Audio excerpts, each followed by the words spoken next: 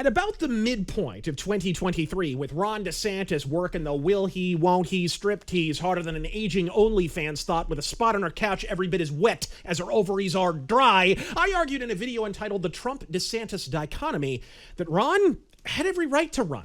He did just fine in Florida. He won re-election in a Reagan-esque ass-pounding, and at least for a while he navigated the treacherous murder mire of mainstream electoral politics like Solid Snake with a cardboard box. That is, until he didn't. After an eye-popping multi-point lead, yes, even over Trump back in January, each successive month has seen DeSantis slide from first to fucking second, and now he's routinely registering as third behind old Alvin and the Chipmunk Cheeks herself, Nikki Haley, from whom he recently lost the coveted Koch brothers endorsement, not to mention suffered a timely shiv in the ribs from his lifelong political rabbi, Paul Ryan. Et tu, douche? Indeed, when Haley came out ahead, punditry and the press et al. Were utterly aghast, which as much as anything is a ready admission that our entire political pundit class couldn't find a clue in a Parker Brothers catalog.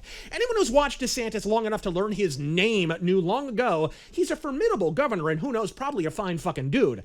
But he's a nice enough guy who wasn't for a fucking moment prepared to go mano-y-manlet with the political killdozer Donald Trump. How many times do I have to helpfully explain to the terminally online obliviati that DeSantis, far from the principled fucking firebrand he often portrays himself as, is effectively the, hey, wait for me, guys, governor. In 2020, with lockdowns looming, Florida was one of the very first states to slam the padlock down on its own citizens hard. Now, I know this because my own state of Arizona, under a rhino governor by the name of Odysee, for some reason, didn't. And so there was a brief window in mid-2020 where fucking Floridians were driving all the way out to Arizona, a landlocked goddamn desert, so they could take a fucking swim.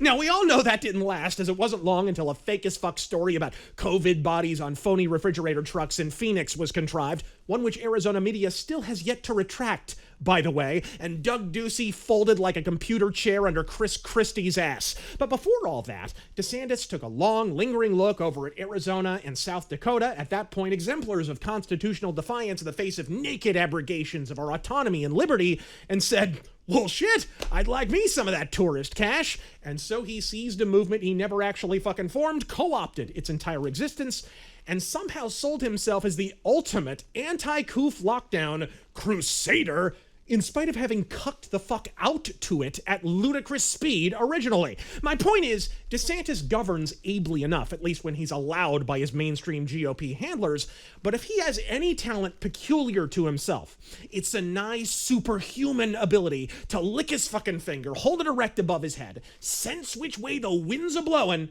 and steamroll in that direction harder than almost anyone until he suddenly, undeservedly, becomes credited with inventing it, which is why I sit before you, perfectly fucking flabbergasted by how profoundly he failed to read the self-same room between February and May of 2023, an unprecedented Kilimanjaran plummet where he began the year with poll numbers that looked like his suit size, then as his hat size, and finally his fucking ring size.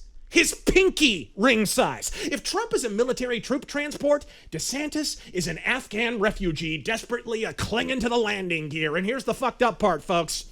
We haven't even taken off yet. The Iowa caucus, which DeSantis surrogates, emboldened by his recent gubernatorial endorsement in Iowa, are arguing is his best shot at an upset, ain't for another month and a half. Yet already DeSantis supporter and oracle of opposite day Dave Rubin is claiming it's more than in the bag, even as the most recent Des Moines Register poll has Trump tropical cruising at nearly 45 fucking %. Now, much has been made of his ignominious exit from solid second place status, but the truth is, even in states where he has received a lift, the prognosis is sadder than a party clown with a limp. In winner-take-all Wisconsin, he's barely above Nikki Haley by 1.5 points, while trailing Trump by over 40 fucking points, folks! What are we even fucking doing here? This ain't even a primary. It's a public execution shot in IMAX John Woo slow-mo, and Trump is Jean-Claude Van Damme with a mullet and a double-barreled shotgun. If DeSantis somehow did upset the apple cart and pull out a surprise win in Iowa, who the world-rending fuck is even gonna buy that bullshit? Look, we all remember the Republicans trying to get the Don to do a dirt nap in the 2016 primaries, using first Marco Rubio and finally Princess Cruz as their establishment surrogate. Some of those late race primary results were about as kosher as deep-fried bacon balls, and we all fucking saw it. Hell, that's half the reason Republicans galvanized behind Trump. They were witnessing a mono-party screw job live and in living color, and they turned out in record numbers to fucking forestall it. Don't delude yourselves into believing they won't be willing to pull an even more blatant variant of the very same strategy to avoid the post-credits scene of Donald Trump Endgame.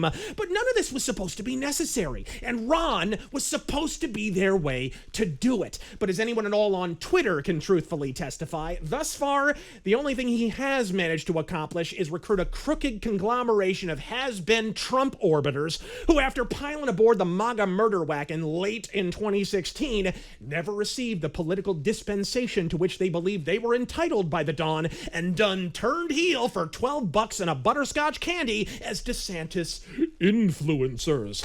A term that, given the actual audience interaction numbers on Bill Mitchell and Dave Rubin posts, must mean the precise fucking opposite of what I thought it means. Here I was, persisting in the delusory belief that in order to be an influence on anyone at all, in excess of 5 fucking human beings had to hear your ass to begin with, and somehow each and every one insists DeSantis is Trump without the baggage. A spectacular bit of sophistry you could almost fucking buy, if not for the fact that we remember back to 2015, when, far from Orange Hitler, Trump was regarded as a harmless, eccentric billionaire and reality star the entire American establishment giddily solicited political donations from. As everyone from McCain to Romney learned, lovable losers that they were engineered to be, running against a Democrat is like flying with your fucking wife. If you have no baggage of your own, it will be assigned to you shortly. And if it isn't, frankly, that's a much more unflattering indictment of DeSantis than any cowboy on clown stilts meme Trump could post to Truth Social,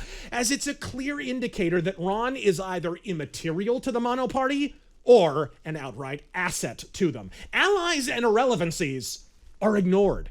Only dangerous fucking enemies need to be removed through unconstitutional indictments, impeachments, or scorched earth salt the fields lawfare. No one wanted to see DeSantis in this spot, holding pointless debates with a Comintern Ken doll for a non-existent poll boost, even as his support begins to slide in his native fucking Florida, least of all me. Go watch my original video. I predicted the hard-learned lessons of a lengthy primary process would mold this man into an ideal conservative sequel to ride out the next presidential cycle. Yet as of right now, the only thing this clown will be riding out is a unicycle. But hey, stand on your tippy toes and look on the bright side, DeSantis. If it all goes heels up, you can always go back to being a lumberjack for broccoli. I'm Razor Fist. God fucking speed.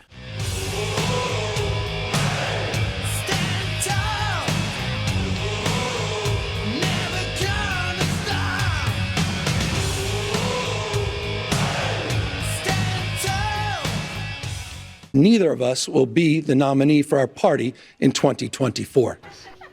That's true.